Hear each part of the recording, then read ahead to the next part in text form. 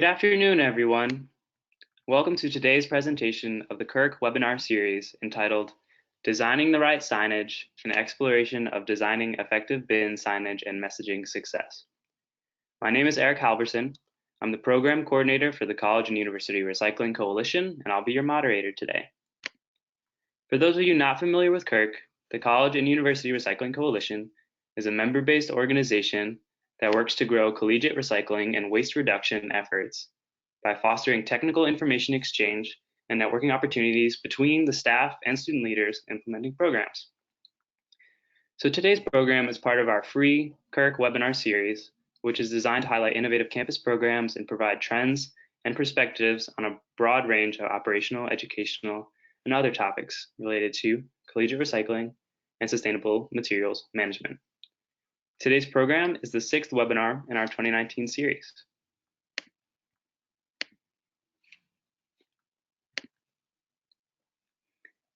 I want to thank our partner, AASHE, the Association for the Advancement of Sustainability in Higher Education, for the logistical and promotional support of our webinar series. And I'd also like to recognize today's webinar sponsor, Busch Systems, for their support of Kirk and today's program. There will be more about Busch Systems in our final presentation. And before we begin, we have a few housekeeping notes to go over. And if you have problems with your audio or video during the webinar, you can reach a live technician by calling GoToWebinar's customer support line at 800-263-6317. To avoid background noise, we've placed all but our panelists' lines on mute. However, we encourage you to submit questions at any time by using the dashboard on the right side of your screen. Simply click the plus symbol where it says questions to type us a note, and we will read as many of these as possible out loud at the end of the presentations. Copies of today's presentation slides will be available to download and a recording available to stream within the next day or so from the Kirk website, www.curc3r.org. You will also receive a follow-up email with a link to this resource.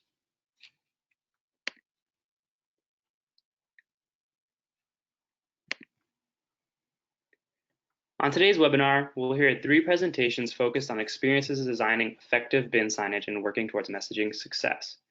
We'll start with a presentation from Leana Houser, Homewood Recycling Manager with Johns Hopkins University. Next, we'll hear from David Cullmer, Sustainable Operations Analyst at Penn State University. Following David, we'll hear from Andrew Lentini, Communications Coordinator for the Office of Sustainability at the University of Georgia.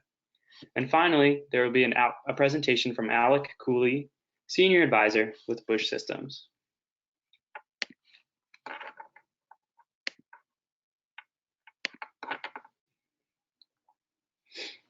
Our first presenter is Leana Houser. Leana is the Recycling Manager for Johns Hopkins University's Homewood campus. She received her bachelor's in public policy from St. Mary's College of Maryland and her MS in environmental science and policy from Johns Hopkins University. Moving on from Johns Hopkins, Leana has served a number of positions across her tenure on the staff there, working in the School of Public Health, the Center for the Livable Future, and the Office of Sustainability. Since her start as Recycling Manager for the Homewood campus in January 2013, she has established a host of new waste reduction and diversion programs, including Zero Waste events, Preferred Green Caterers, HOP Reuse Hub, and the Free Food Alert, contributing to an increase in the recycling rate from 26% in 2013 to 44% in 2018. In her spare time, she struggles at home to teach her husband how to properly sort his waste, and thankfully has a much easier time with her 7-year-old. So welcome, Leana.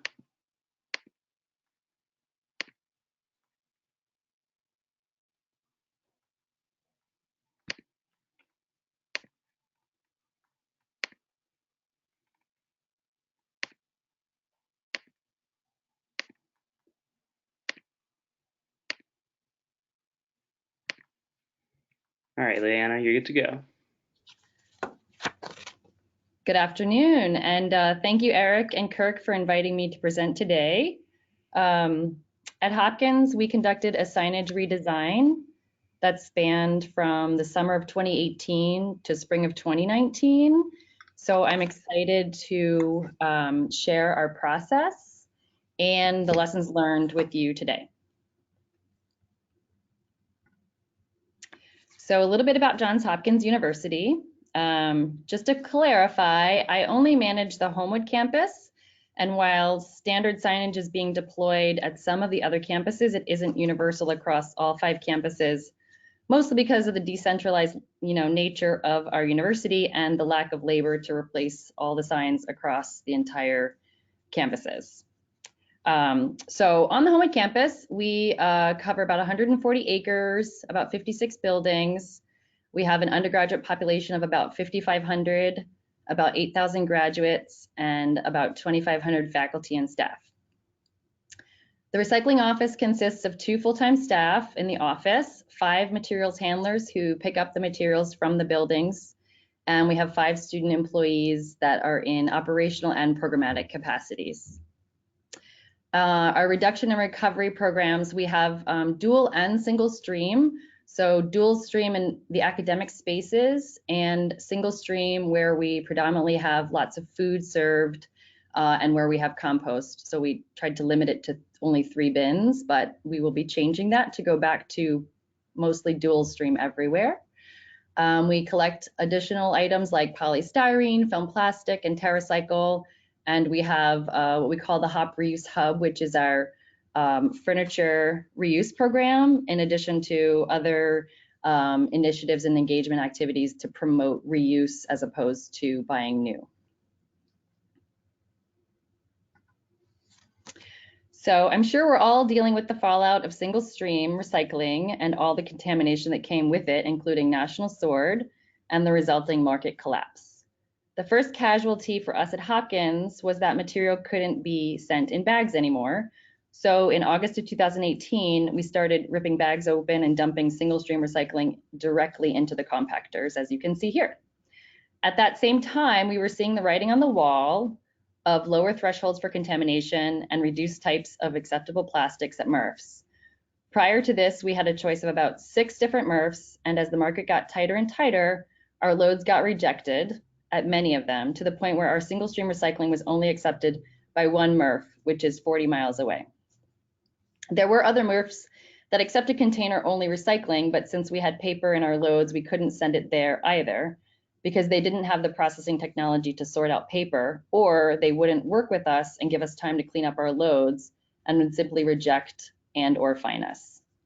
We were fortunate to find our current MRF who is supportive and has the technology to sort single stream until we shift back to dual stream, which will give us more options closer to our campus to recycle. Every time we got rejected, it was heartbreaking to know that we were doing so much outreach and my staff were busting their butts ripping open bags only to have literally tons of recyclables incinerated.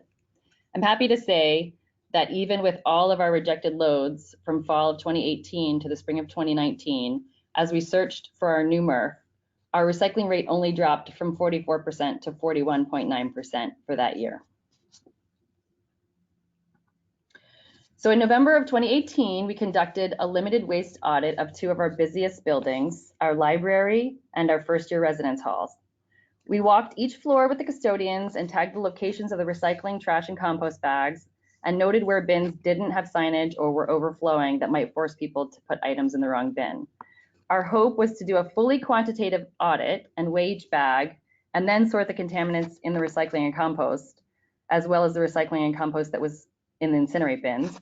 But the scale broke, and we got hit by a freak snowstorm, which forced our waste haulers staff to leave early. Ultimately, we ended up with a decent qualitative audit that gave us a pretty clear picture of what the key contaminants in the recycling and compost bins were, and what common items that could be composted or recycled were still getting thrown into the incinerate bin. These findings were critical to inform the redesigned sign process. Prevalent contaminants in the compost bags at all locations were non-compostable food packaging like chip and snack bags and to-go containers from off-campus. So it seems people were trying to compost the food inside the containers, but not realizing the packaging couldn't be composted, or not taking the time to empty the food and throw away the packaging. Common compostable items found in the incinerate bins were compostable utensils and to-go containers, napkins, and coffee cups. All waste stations in the library have compost, so either people are not aware that these items are compostable, or the compost bins were too full for them to put any more items in. Since we noted stations that had full compost bins, we did end up adding a second bin to high traffic locations to avoid the issue. Bins where compostable items were found in the incinerate bins in the residence halls didn't have compost available, so that reinforced the need to add them throughout the dorms. The primary contaminants found in the recycling bins throughout our buildings were coffee cups and compostable plastics, particularly the plastic compostable cups. I believe this has to do with, one, people still think all plastics are recyclable, which is what our sign showed, and two, circular restrictive lids kind of visually lead people to put cups in that bin because they fit in the hole. So, working from that information we gathered from the waste audits, we began to draft a few different versions of the new signs, primarily based on the changes in what is acceptable and the key contaminants that we found in the audit. But rather than having a small group consisting of myself and our other staff person and the two folks in the Office of Sustainability, all of whom eat, drink, and sleep recycling, we decided it would behoove us to get the opinions of the general campus audience, so we convened a focus group. In a deliberate effort to not get the small faction of greenies on campus who might skew our results, we invited people to attend a focus group if they were, quote, confused about the waste bin signs, and we promised food. This seemed to work, as the majority of the participants were not necessarily environmentally minded or regular recyclers. While we weren't experts on focus groups, we knew that we needed to not have any leading questions and ask very open-ended questions and talk as little as possible to encourage open and honest dialogue. The questions generally fell into 5 categories: current behaviors, barriers to sorting waste properly, thoughts about current signage, suggestions for improving signage, and thoughts on the draft new signs. So from questions like, do you use the signs to help you know where to throw waste? What, if anything, is helpful about current signs? What, if anything, about the current signs is not helpful? How confident are you in how to sort your waste? What would help you better sort your waste? How could the signs be improved? And based on what we've discussed, tell us what you think about these new versions of the signs. Based on all those questions, we got these kinds of responses.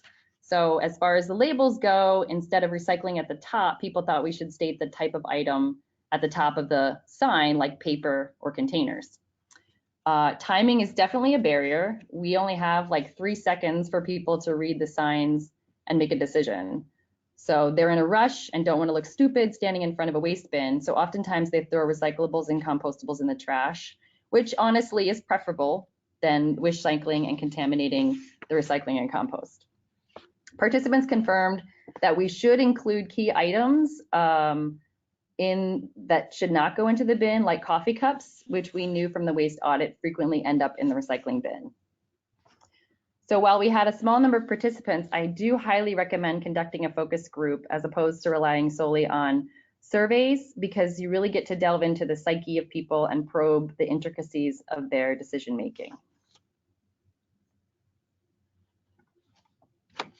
So that leads us to the actual redesign of the final signs. Using the audit, the focus groups, a thorough Google search of all of your signage at other campuses, and a lot of back and forth between the group, we determined a few things. 1, layout on the signs needs to be easy for the eyes to move through quickly. Remember, we only have like 3 seconds for them to pay attention. Pictures were preferable to icons, and if possible, use the exact items sold on campus, like the to-go items that are used. This is challenging because of trademark laws and items change frequently. Plus, you can't put everything on the sign.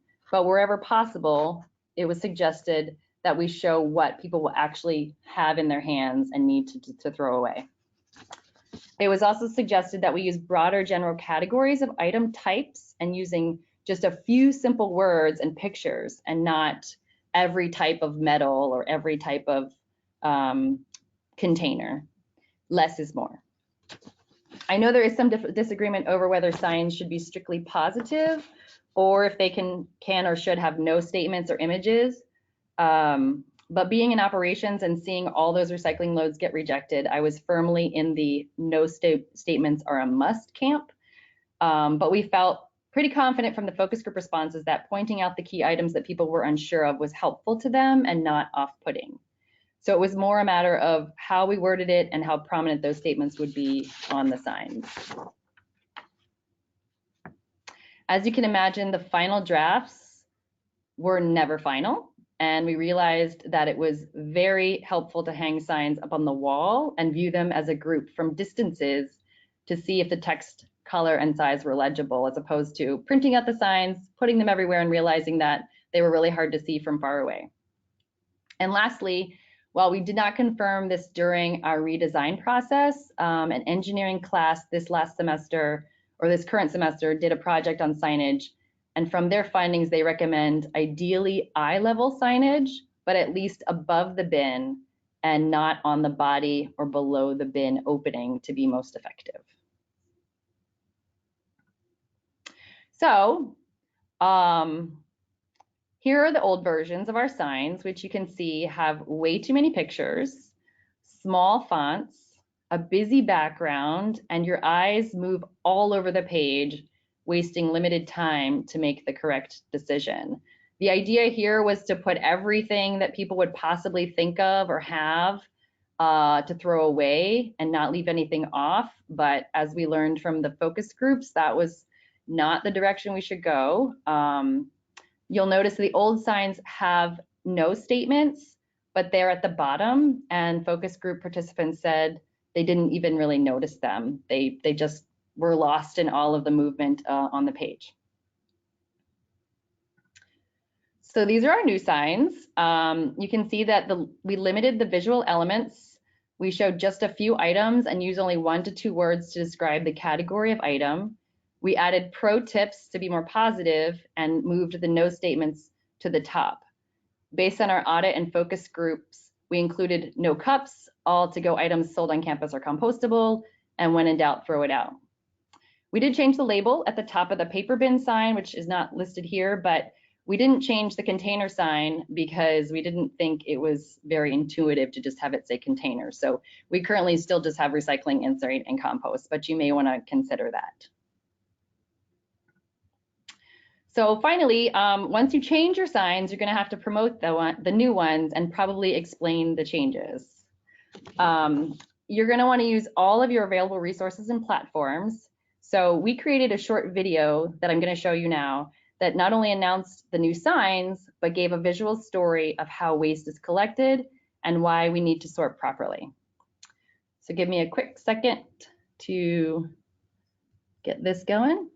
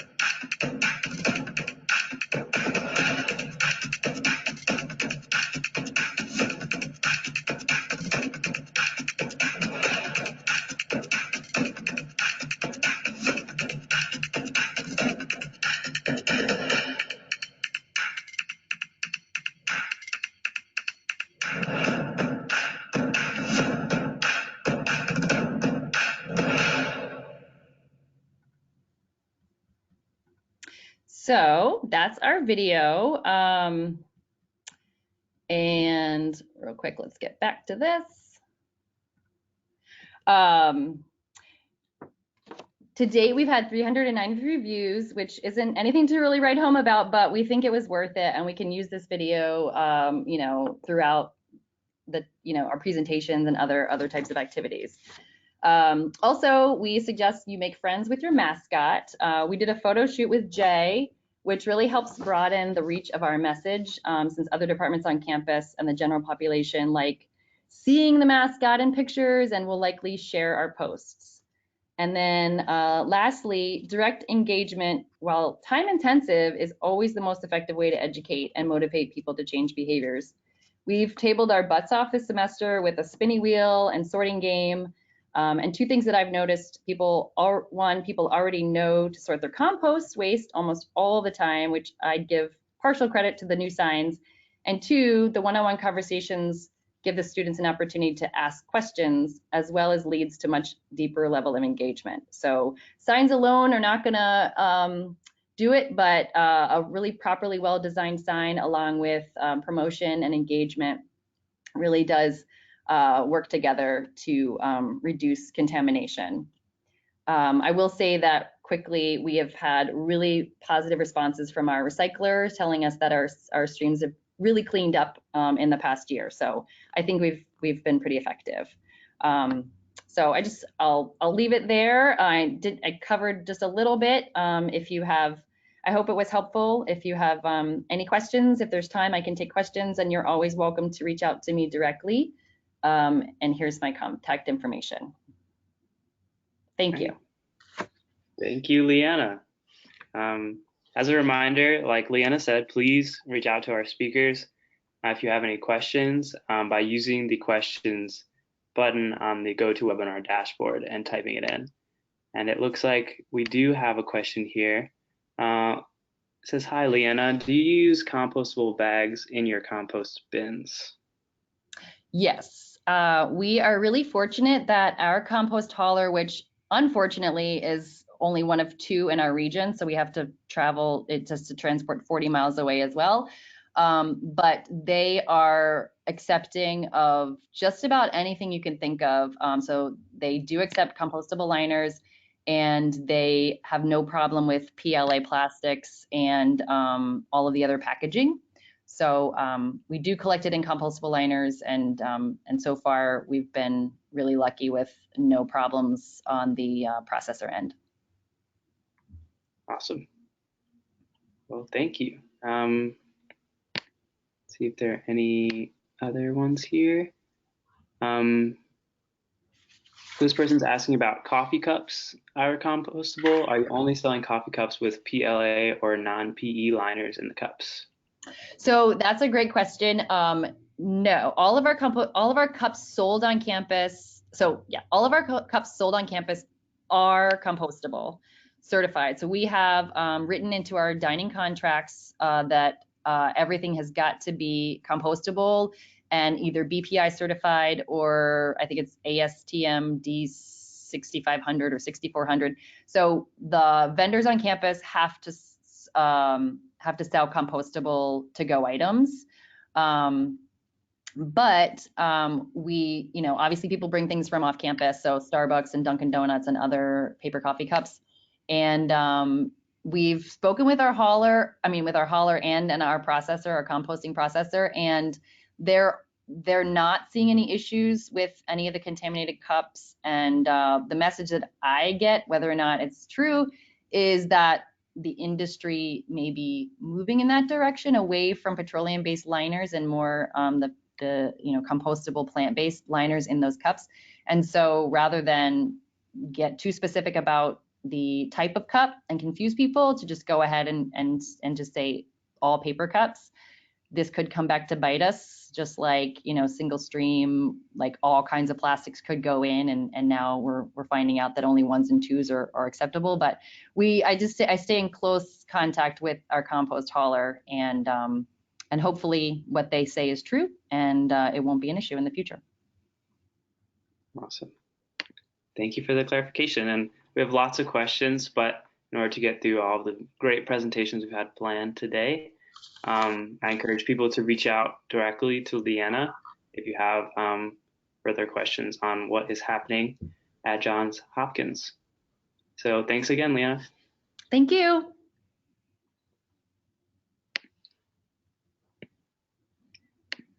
Our next presenter today is David Cullmer. Let me see. Cool. All right. David Cullmer is a Sustainable Operations Analyst for Penn State's Sustainability Institute. David's role centers around Penn State's Sustainable Operations Council, or SOC, a roundtable that brings together all decision makers from each operational unit, energy, waste, transportation, purchasing, and etc., to address sustainability topics, promote collaboration, and break down silos. As an operations analyst, David facilitates data collection and research to effectively support the SOC for all sustainability decision making. And with that, I'm going to pass it over to David.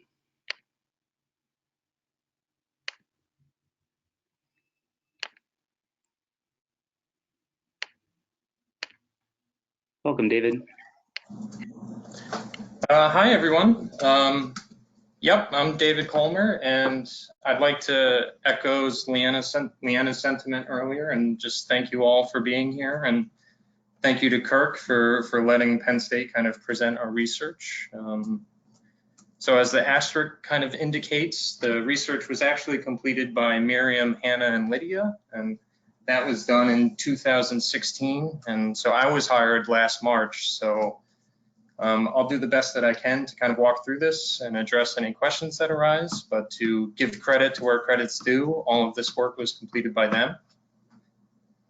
Diving into it, here's just some quick Penn State statistics to set the stage of this research.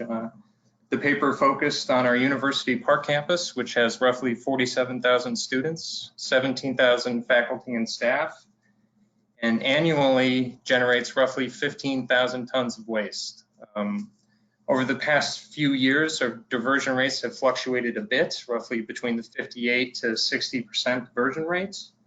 But the last year that we calculated this rate, I think it was in 2018, the diversion rate was around 58%.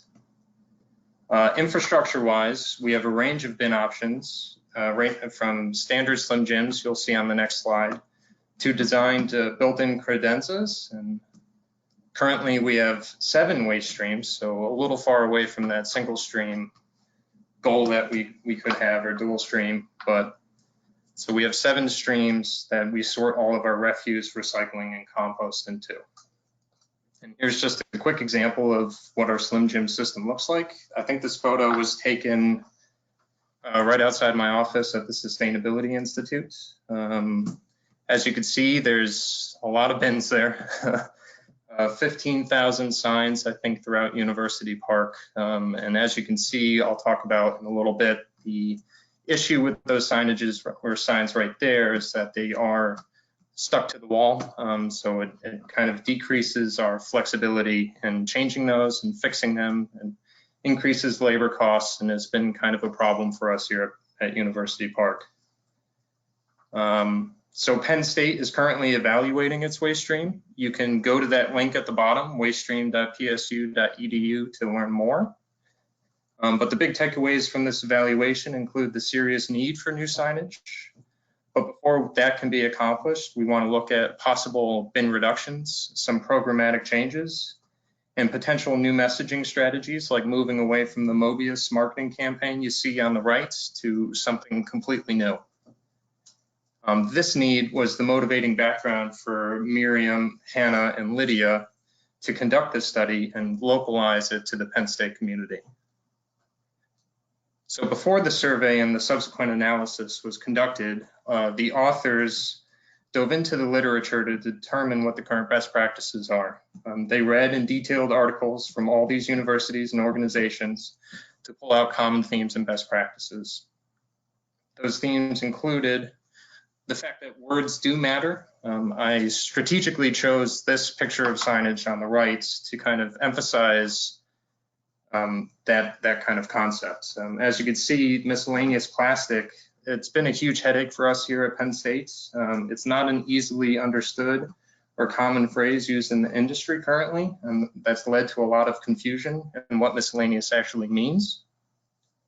And also to effectively reduce contamination and improve recycling rates, the literature suggests that bins should be color-coded. The signage should illustrate at least 80% of the contents, and those signs should include frequently confused materials in the messaging. And one last thing they parsed out was that to combine the words and illustrations on those signs. So armed with this knowledge, they set out to address the following research questions. As you see here, the first one was, what sign format guides accurate sorting? Especially for the sometimes and middle of the road recyclers. You'll learn a bit more about those in a little bit. What sign formats best guide those for whom English is not their native language? And which products are most confusing to sort correctly? And so here's some response statistics from that analysis. To frame the analysis, as you can see, we had a fairly large response rate that captured mainly students and staff. 1,294 responses, I think, anecdotally was partly due to that $100 Visa gift card incentive, but that could just be me. Moving on, the 3 sign formats and 4 bins you'll see in the next couple slides, but those formats that we used for this survey were, we had an option for just text only, we had an option for icons and text, and we had an option for photos and text for the signage. So here's an example of our text only signage and the four bins there, the compost, landfill, and paper and plastic. And for this format, it was just the text that was associated with what should go in those bins. And here's the icons and text. It's the generic icons for each input and the associated text with those icons. And same thing for the photos and text, except it's just photographs instead of icons. So these were the formats that we used in our survey. And if you'd like, I could share that paper with you all after the webinar, but here's a quick look at the questions in the sorting exercise section of the survey. One thing I would like to point out is that each survey participant was randomly assigned one of these 3 sign formats. That means that they didn't have to evaluate all 3 formats in the survey. Like, they didn't have to go through this whole analysis for the text and then the text and icons and then the text and photos. They were just randomly assigned one of those 3 to complete. And that was due to hopefully minimize as much bias as we possibly could and also keep the completion time down so participants actually finish the entire thing. So looking at this slide, you see at the bottom, it was essentially a yes or no. Do water bottles go in compost? Yes or no. To use tissues? Yes or no, etc. for each of these bins. And that was kind of the exercise in the sorting section of the survey. And in that survey, we asked questions regarding recycling habits and attitudes first, and then we went on to the sorting exercise you saw on the last slide. And finally, we asked a few demographic questions to kind of break apart the faculty, students, staff, etc. The author used the data generated by the survey and conducted a regression analysis to determine what was statistically significant and what wasn't. The results on this slide are some of the high-level significance that was pulled out. So photo signage was the format that led to the best sorting of materials, followed by icons and then by text. And although there was some variations per bin, so for the compost bin itself, text and icons were slightly more effective. And for the landfill, the photo and icons slightly more effective than the text. So the order was switched for the landfill. And this slide is a breakdown of respondents' recycling habits. As you see, a large portion of the middle of the road recyclers and sometimes recyclers were you see in this pie chart. That information helped us parse out these habits to see what signage format effectively led to correct sorting of materials and if their habits had any significance to which format of signage worked the best.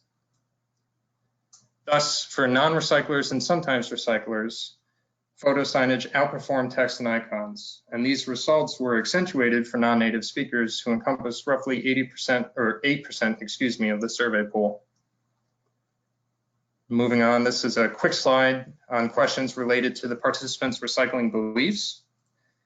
I think the questions was phrased like recycling will improve environmental quality, recycling will significantly reduce land used for landfills, recycling will improve public health, etc.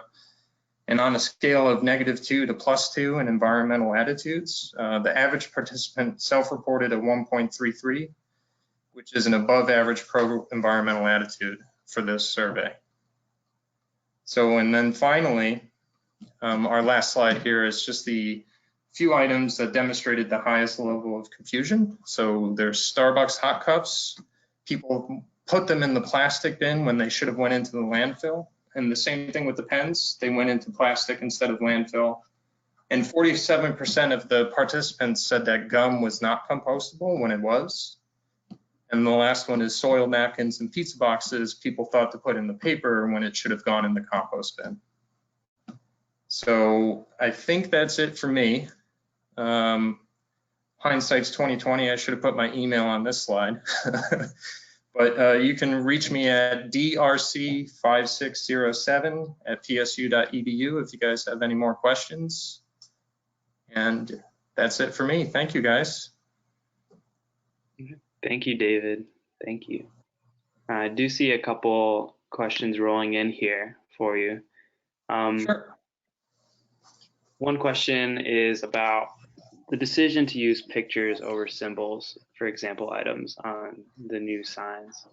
And how did you come to that decision? That came from the studies. Yeah, that essentially came from the survey and the analysis, the regression. It was statistically significant that photos and text was more effective than the icons and text or text itself. When we did the meta survey, when we did the analysis of all the studies that had been done previously, it was those two were seen as even. Those two were seen as even. Right. Did you guys hear that? I don't think we did. So this is Lydia, and when we were doing the meta-analysis of the other studies that had come previous to ours, there was this controversy over whether photos was better than icons, and so that's one of the things we decided to test. Gotcha.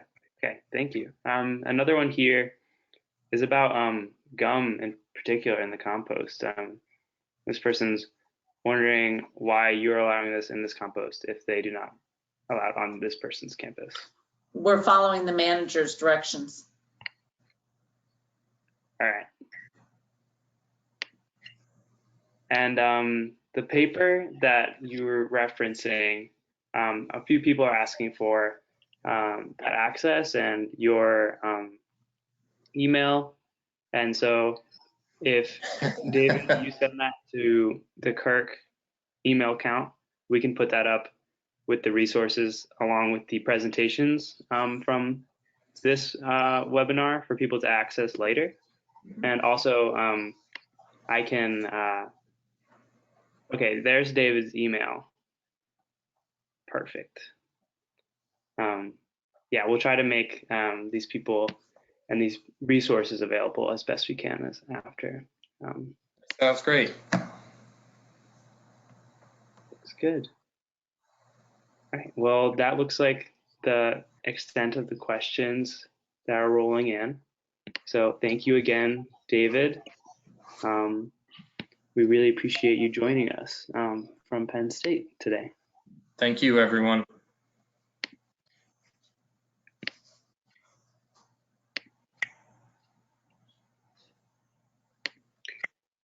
Our next presenter today is Andrew Lentini, who is joining us from the University of Georgia. And we are grateful to have Andrew with us today.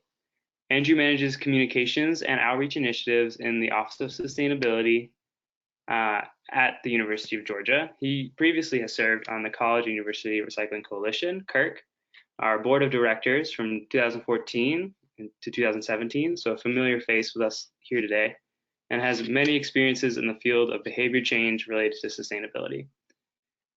So for further information and resources from Andrew, we'll be sharing his email at the end as well. But before we jump into that, we'll let Andrew share some of the UGA experience. So welcome, Andrew.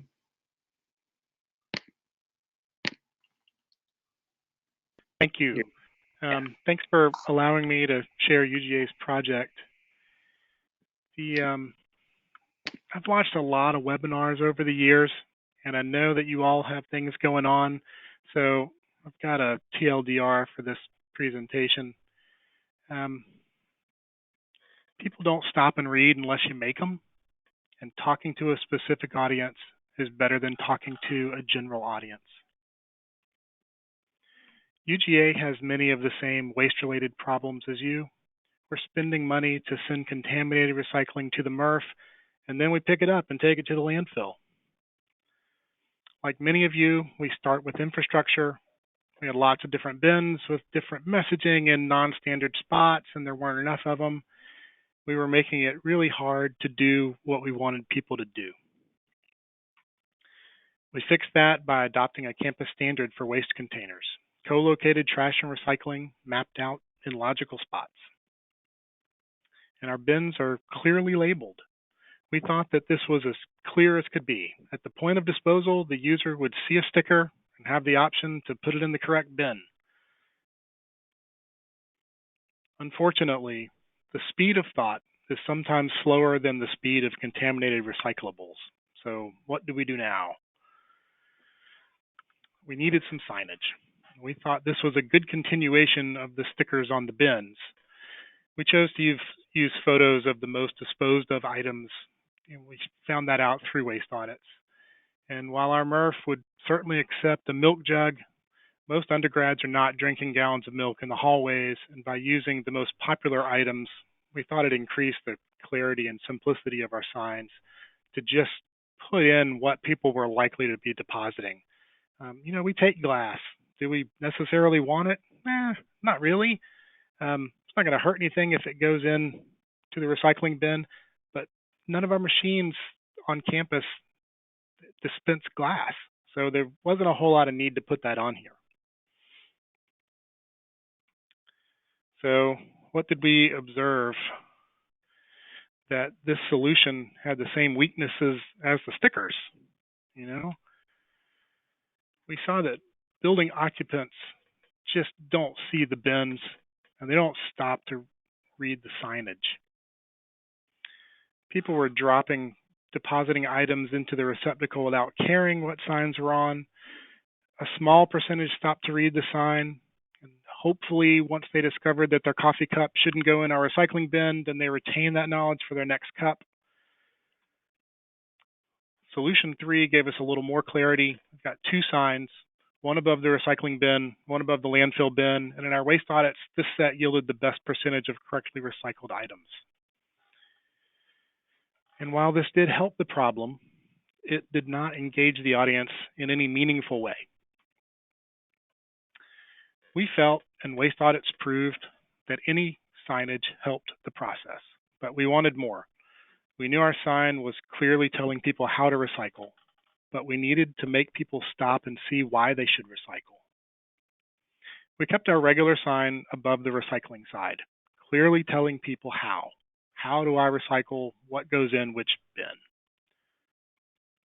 Utilizing data from Jenna Jambeck and UGA's New Materials Institute, we knew that there was a lot of plastic in the ocean. And at the time of this sign, that research had just come out and had a lot of PR going on around it. So we decided to capitalize on that PR to tell a second story of what happens if you don't recycle properly. This design was created by Abigail West, one of our interns who is also a printmaking major and an adamant film plastic recycler. We wanted to create some buzz around pop culture. These signs were an attempt to use unexpected humor to get people to stop and see the bin. In this way, we hoped that by making them stop to see the signage on the landfill side, that they would also stop and look at the signage on the recycling side. These general signs were fun and engaged a little, but the more we thought about it, the more we wanted to engage specific audiences. This sign was created for one particular fraternity house, and it worked. And while this sign got super traction on student social media accounts, it caused house moms to question their participation in the program, so we had to pull it. I'm not sure I would recommend this for others, but it totally worked to get an otherwise hard-to-reach audience of 18 to 21-year-old males talking about recycling. And I felt that was great. We're now working with department-based audiences to discover messaging that resonates with those particular members of our university community. We wanted to tell the business impact of recycling to an audience within our Terry College of Business. After talking with members of that community, we knew that making the business case for recycling was a big driver for the "why should I recycle" answers in this community. Students in the Warnell School of Forestry and Natural Resources expressed that these types of messages would speak to them as they talked about the value of land for recreational purposes, and the value of the pulp and paper industries in Georgia, and how film plastic hurts that industry and litters the environment. Faculty members in the history department wanted a way to tie historical events and social justice issues to recycling. This sign talks about the journey of the Mobro 4000 trying to drop its load of garbage into places with less expensive landfill fees than where they originated. The history department often uses our campus as a living lab when talking about how things used to be done. In this way, a campus landmark is shown to have been made by reusing parts from other things, and we're able to reference a part of our campus mission of conservation. If you don't give people a reason to stop and read your signage, it won't matter how clearly your bins are labeled. Signage helps a lot. At UGA, it's hard to get messaging out to everyone. By using our recycling bin signage, we're able to put a recycling-based narrative in front of an audience that wants to read them. So I'm happy to share any of these, Illustrator files if you want them. My email, I forgot to put on here, but it's alentini, ALENTINI @uga.edu. Thanks.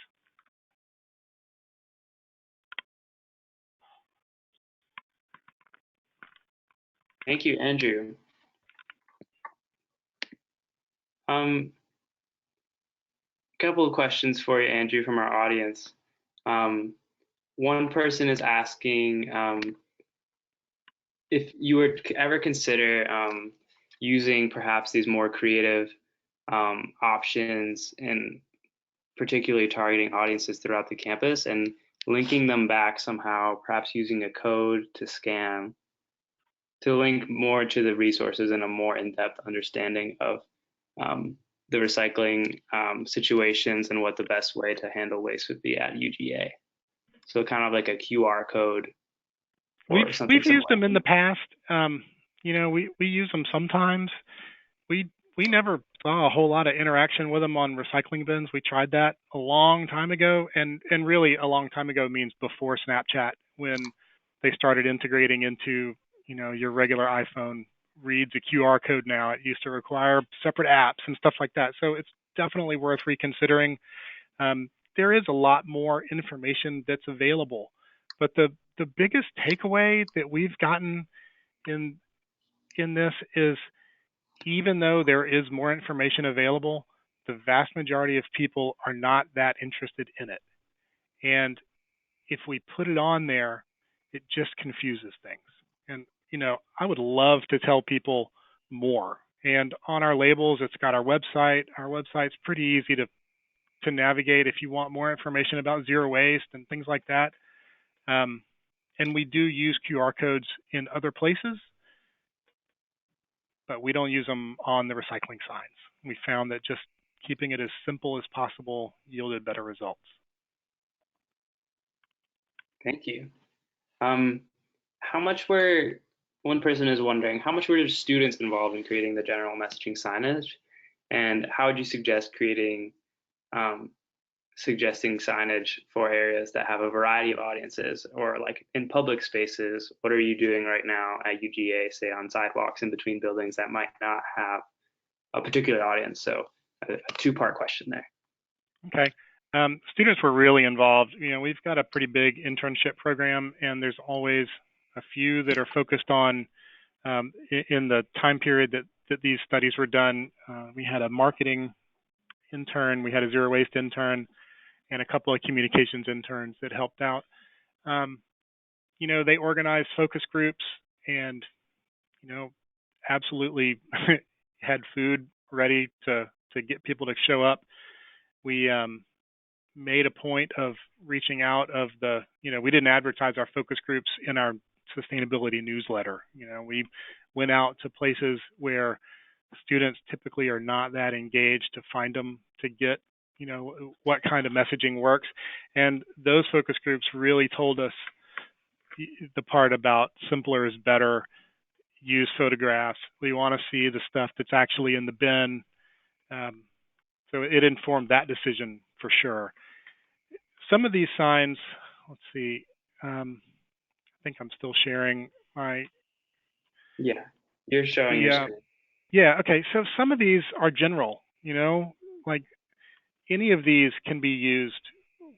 They don't have to speak to a specific audience. We like speaking to a specific audience. We like bringing that additional way to talk about stuff, to work within subject matter and the faculty. We think that's great. And we haven't done any waste audits to see if there is, greater amounts of engagement around it. We know that the engagement works from the single sign above the recycling bin. So, we do have some general kind of messages that are funny. We're moving toward the more specific ones in specific areas, and there are more specific areas on our campus than there are general areas. So that's kind of the direction we're headed. Thank you. Sure. Looks like the extent of the questions. So we really appreciate your time. And I'd like to echo one comment that someone submitted that said, "You're great, Andrew." So thanks. All right. Thanks again. Thank you.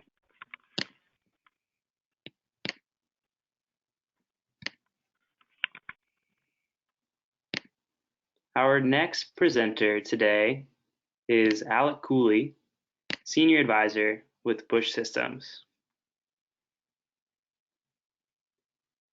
Alec has been involved in the recycling and waste reduction field for 27 years.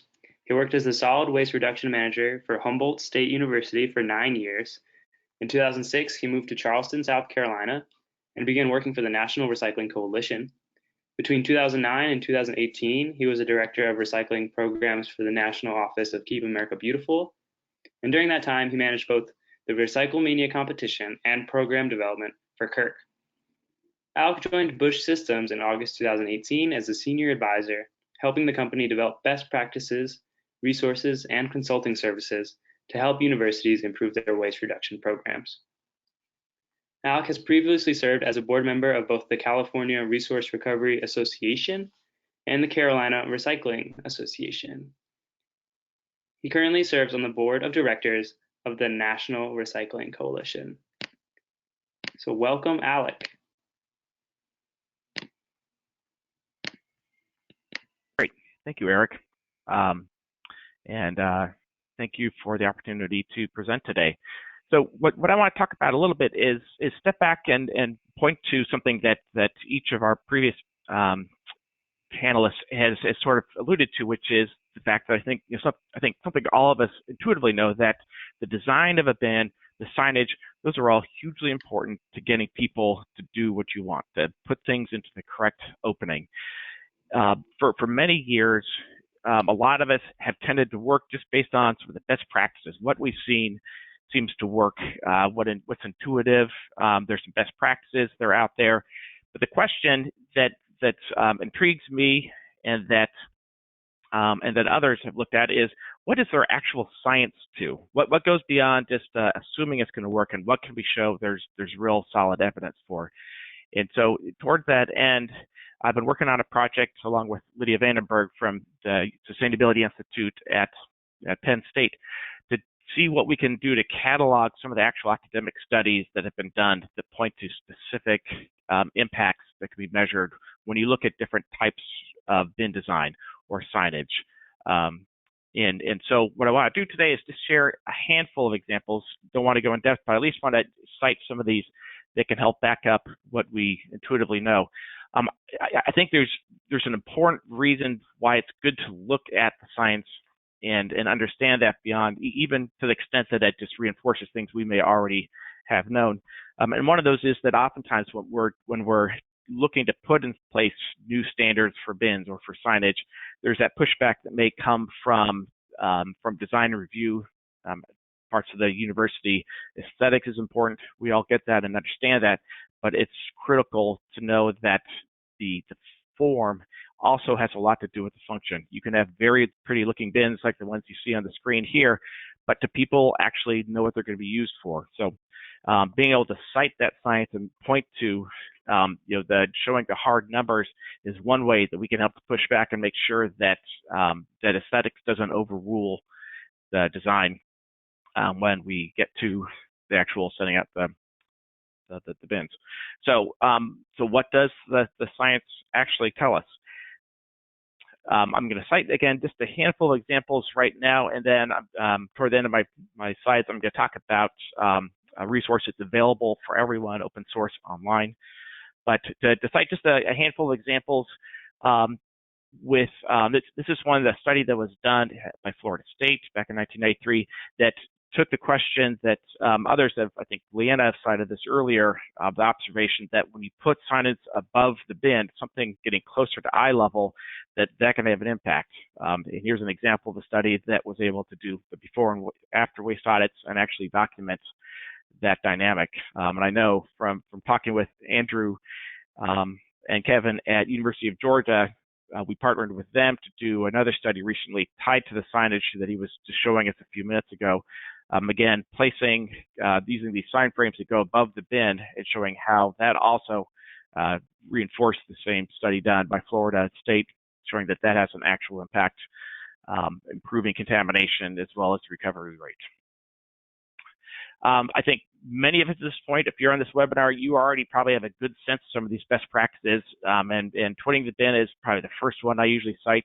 But again, there is research that's been done that's able to actually back that up and show solid numbers.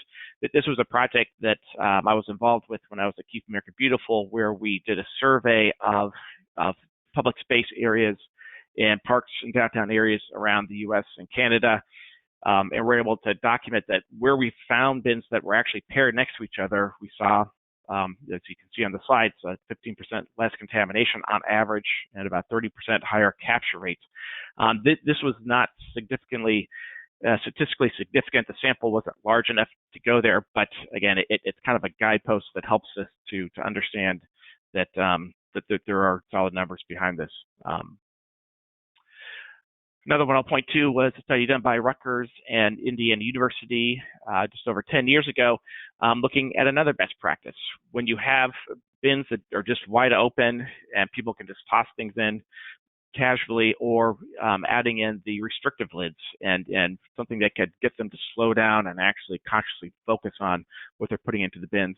This was a study that looked at, again, the before and after, and you can see a pretty dramatic impact that was found with this particular study. Another one that a lot of us are aware of, but I think also tends to get over, I'm surprised how frequently this gets overlooked and is not considered when setting up the bins, but color distinction is huge. Making sure that people can visually understand that there are two different types of bins or three different types of bins, that there is in fact a choice, is very important. And this was a study done by the University of Michigan that backed that up, where they had bins inside of an academic building on campus. They started out with just two bins that were both gray. They had different signage, but the bins themselves were looked identical as far as the color. They switched that out and put in a bin, in this case, that was green for recycling and another one for trash. And again, you can see a pretty dramatic improvement in people recycling correctly. In this case, green, I think, definitely is a color associated with recycling, but I think the main takeaway from the study is that it's just simply making the distinction that they are in fact different colors. Another project that a colleague of mine was involved with, Kelly Dennings, when I was at Keep America Beautiful, we worked with George Washington University doing a survey of people. Again, what were their associations? What did people think of as being recycling versus trash? And we asked them a series of questions. One was, what is the color that most communicates recycling to you? In this case, blue was overwhelmingly the color that most people think of. In that case, I think 79% said that meant recycling to them, whereas green was less than half that amount. About 39% said that they associated green with recycling. So there is no color standard, strong standard across the country, but I think there's definitely a migration and a sort of a slow consolidation around thinking of blue as being the color that most people are going to anticipate recycling. That was the most dramatic evidence that came from that particular study, but there were also, we found some associations just around the shape of the opening of the bin or the shape of the bins themselves and what people associated. Not as strong results, but we found some there as well that are noteworthy. And this is another project that I found really interesting. This was done by a design student in British Columbia. And in this case, what they did, among other things, is they sat and watched people in a public area. They took some specific bins, and he observed for 2 days as people approached the bin to get a sense of how far out was it that their eyes looked up and actually started to focus on the bin to get a sense of how far people were away. And based on his observation, he came up with this standard that they used with some bins that they had manufactured and that they piloted in Vancouver. And what they did is understanding that different information is relevant at different distances. From the furthest distance, in this case 15 feet, he just wanted to make sure people understood there are different options. There is more than just one type of mixed waste bin. And so that's what the color distinction helps to make that, communicate that from a long distance. But obviously you can't see writing and everything from that distance. You need to get closer up. So in this case, they use the big broad words, mixed containers, mixed paper, and have the big icon on each bin from 10 feet. And then once you get to about 5 feet away, you can actually see the more specific details that are listed here on this bin. So this is something, I think Andrew alluded to this, how it's really important to anticipate the way people physically interact with bins and the way they approach them.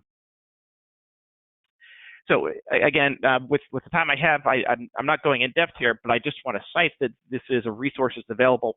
Many of you have done your own case studies. You've done your own informal surveying, and many of you have also done your own literature review, trying to figure out what else is out there that can point to some solid science.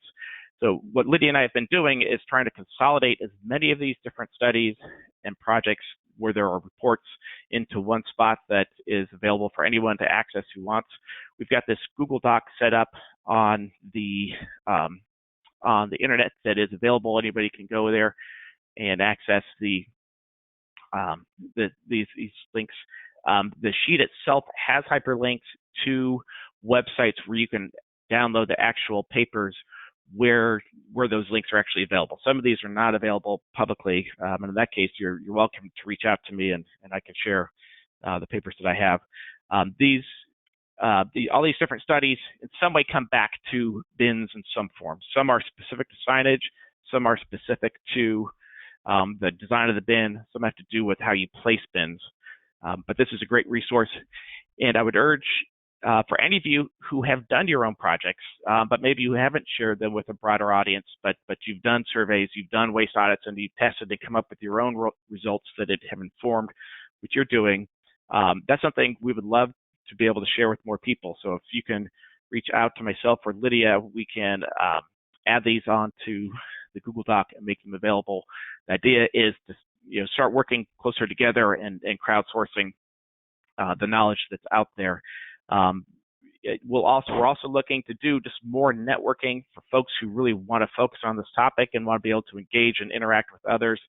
Again, if you email, reach out to us. We're building up a list of folks who are interested. We're looking to do more programs in the future and be able to just communicate when we see new studies that come out. So feel free to reach out to us. So I'm going to switch gears real quick. So I'm going to take off my expertise hat, and I'm going to put on just my very specific marketing hat. as Eric pointed out, I work for Busch Systems. I've been with them for just over a year, and I wanted to highlight, since we're a sponsor, I just want to highlight a couple things that we're doing that are noteworthy and I think will be of interest. For those of you who were at the AASHE conference last month, we introduced a new smart bin that will be going on the market after the first of the in the spring. And this is a bin that has multiple types of sensors in the bin itself that can both measure the weight, and it can also use infrared to gauge the volume, how full bins are, and then use Wi-Fi signal to wire that back to a centralized database that you can use for optimizing routes. It can also help to track data of how much you're collecting to use in our resource center software that is available free for folks to use. So this is, I think, exciting. It's taken the same kind of technology that's existed for really high-end big belly bins, and we've seen in large 40-yard dumpsters, et cetera, for a number of years, and it's making this available for public space bins on a lower cost, more accessible range. So these are not on the market yet, but they will be coming in the near future, in the new year, and we want to make sure that you're aware of it.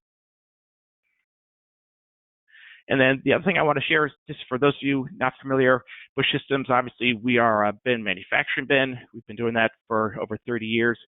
This year, we just announced back in the fall that we're also launching a new consulting service.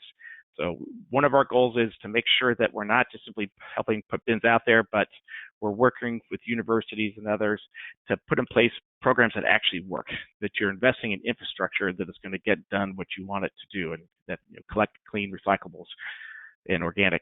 So in addition to providing some of the resources that I've mentioned already, we do offer a consulting service. Please reach out to us. We're happy to give you more information.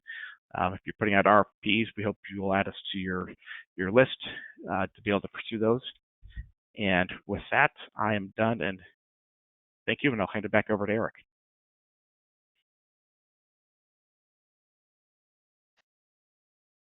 Thank you, Alec.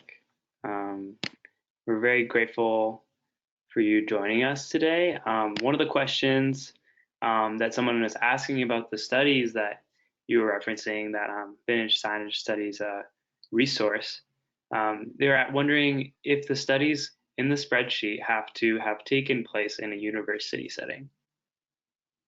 No, what we've added on to that spreadsheet is basically anything we found out there that seemed to have some scientific rigor to it and had something meaningful to share, but it's not specific to universities. We've tried to focus on public space on-the-go bins. So, for instance, we don't have any studies on there right now talking about residential recycling, because there really is a distinction between those settings. So for right now, we just have studies specific to the public areas. We are looking over time. We have more in our own files that have not been uploaded to that sheet yet, and so we will be adding to that over time. We have other studies that are just more general recycling behavior that we'll also be adding and making available. So it's something, whatever you see up there right now, just keep in mind to check back periodically to find more. Thank you, Alec. And there's another question that I think you could field pretty well, is how do people respond and invest in infrastructure that they can change over time in a changing market? So like with the upturn and things might change overnight, when people like might have put glass on their recycling, and then a month or two later they are told that they are no longer accepting it. How would people adapt well and anticipate that kind of change? It's a good question, and we were chatting before the webinar started today with the other panelists, and just that question of things do seem to be changing so frequently. Leana mentioned how they come up with a new signage idea and then found out that glass can no longer be accepted. So how do you adapt to that? And I think that's definitely a big takeaway that I've been hearing, especially from what David was sharing with Penn State, that it's important to have that flexibility, that your signs can evolve over time, and looking for those opportunities. Just to make a plug, again, for Busch Systems, with a lot of our signage, especially with waste watchers, they're intended to be a frame that you can switch out with your own 8.5 by 11 signage. So simply as you need to, that's something that can be changed at a low cost. The other, I guess, suggestion I would make is keeping in mind just communication and behavior, and the fact that we want to simplify messages as much as possible. That's both true for what you're putting on a sign, but it's also true for how frequently you're changing it. People's understandings tend to lag behind, and so you may have significant things that change that you have to make sure are updated on signage. You need to remove glass, make clear that's not something that can go on there. But you may also have other smaller, more minor changes that are not as significant, and it's one of the trade-off questions you have to ask of, do we make a change to our signage and what we communicate for something that might be 1% of the waste stream? It's technically not allowed, but it's not a big deal. Or do we risk just overloading people with too much information that constantly shifts? So being conscious of how you anticipate what may be coming down the line and trying to minimize how often you're changing your messaging is something that I would recommend based on my experience. There isn't specific science with that I can point to, but I think in my mind that's a general best practice, is trying to minimize how frequently you change your messaging. Okay. Thank you, Alec. Very much appreciate you joining us again today. You're welcome. All right, and right now we're going to take a few questions for the webinar panel. Leanne, are you still here with us? Yep. Okay, to go back to yours, some of the questions were people asked that they say that they love the signs and videos, but do you have any bins that don't have the signs attached, or are there areas where there are old style bins?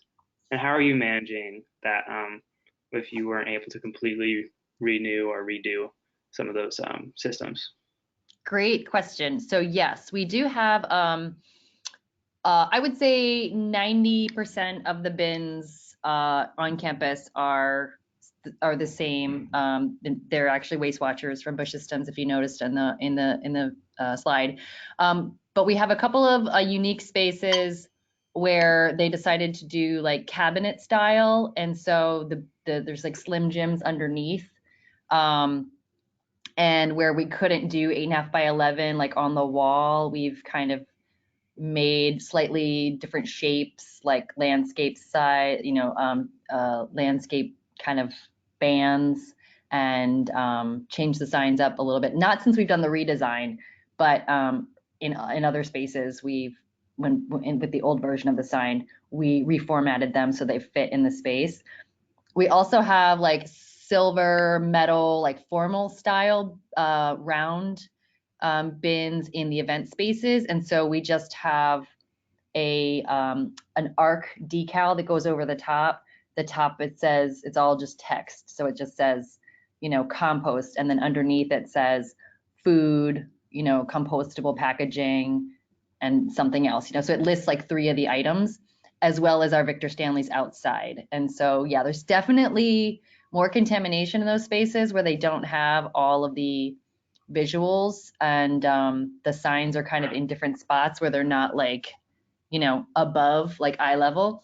And so unfortunately, we just don't have, either for aesthetics reasons or the people who manage those spaces, or, architects that wanted to do a certain thing. We just kind of have to be, go with what we're allowed to do. But I would say 90 to 95% of the bins on campus are Busch Systems, and they have those signs. But there are old ones too. So that's the other thing, is you have bins all over. We've been trying to map where our bins are. There was a fantastic presentation at AASHE where they talked about, I think it was Indiana, that is using GPS and app on their, that people can go around and, basically document where all the bins are on campus.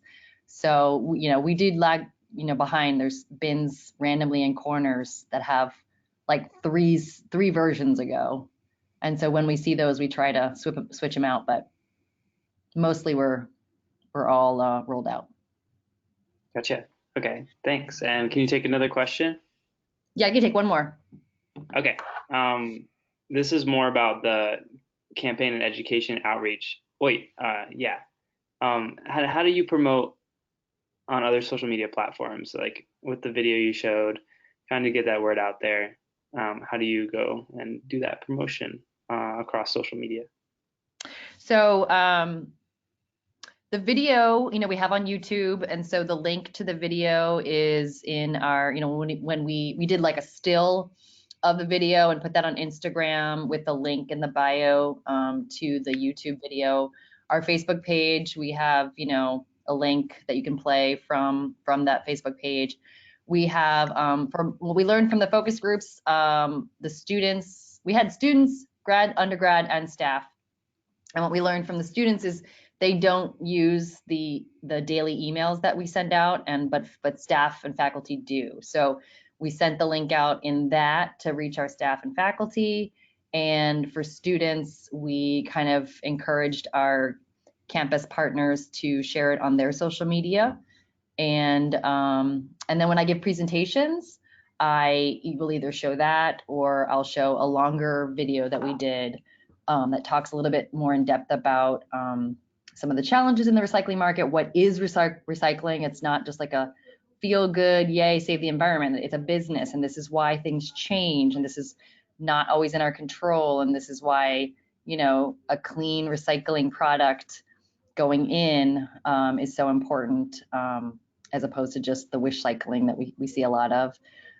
So those are, I think, the primary avenues, either social media, but like I said, the direct engagement, when we do a tabling event and we see 60 people in 2 hours, it's really labor intensive, but it's like 60 really good conversations. And so anywhere where you have an opportunity to get face to face with people, you're going to have much more lasting behavior change.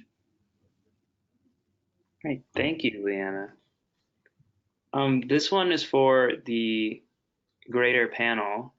If anyone has an offer about what other graphics to denote a landfill could be better than the standard bin image? This is Andrew. If your audience recognizes a standard size kind of icon trash can as landfill, use it. If your audience recognizes something else, use that.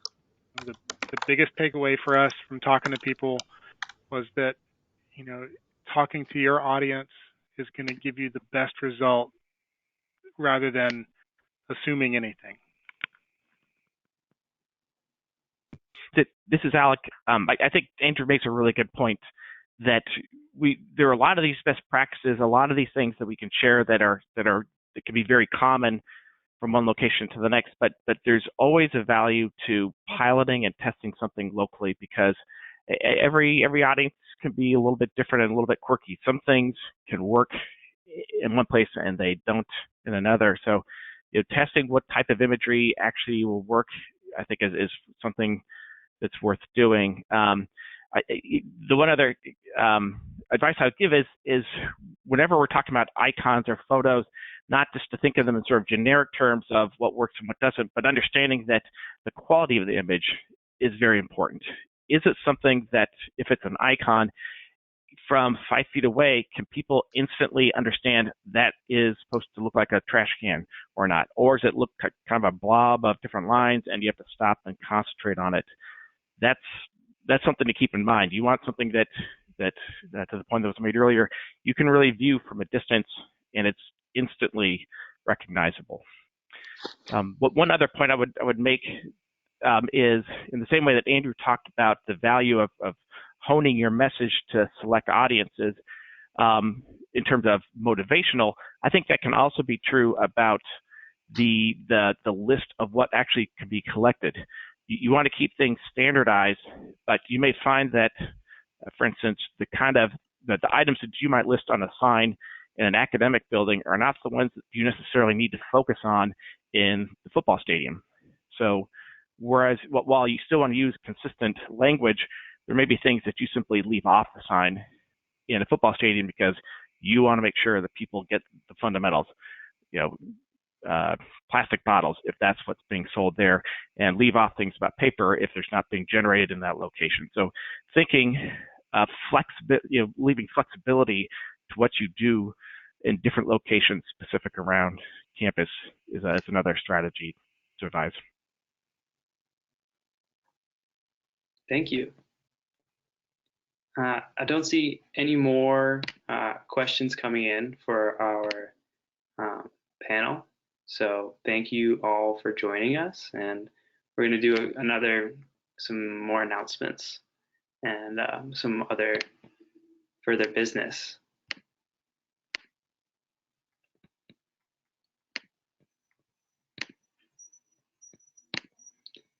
So as Kirk moves forward here, we have a couple more events to share with everybody. Our next webinar will be on Thursday, December 12th at the same time, 1:30 to 3. And it will be a topic specifically focused on reducing education, outreach, and marketing to prevent waste. So that you can look forward to that coming forward. Check back on our website for the registration links and those sorts of things, so you can stay in the loop and keep up with our webinar series. And some more events coming up. America Recycles Day coming up very soon. That's only tomorrow, folks. So pat yourselves on the back, and hopefully we can spread the word for that one.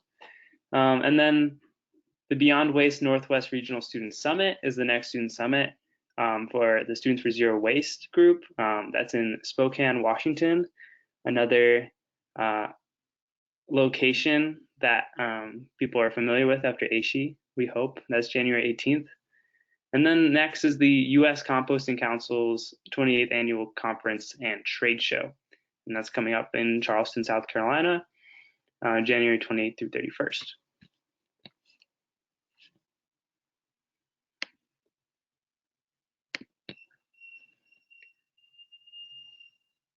As Kirk enters our new year of planning webinars, we want you to know that we're looking forward to planning webinars for people and things that they're interested in.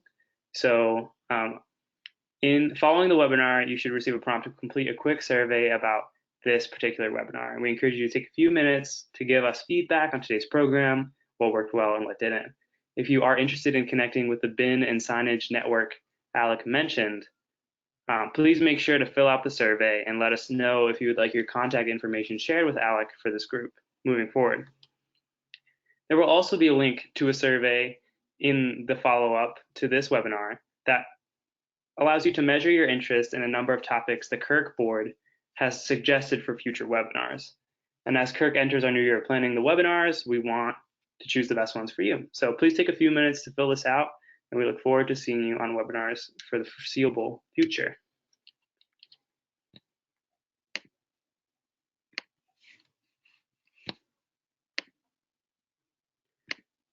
Again, we would like to thank AASHE for their support for our 2019 webinar series. And one last time, please join me in thanking Leana, David, Andrew, and Alec for their presentations today. You can look for their presentations once again and a recording of the program up for today on the Kirk website. So that's www.curc3r.org. And that'll be up within the next day or so. And you will also receive a follow-up email to that resource. So thank you for attending, and we hope you have a great afternoon, and thank you for joining us once again.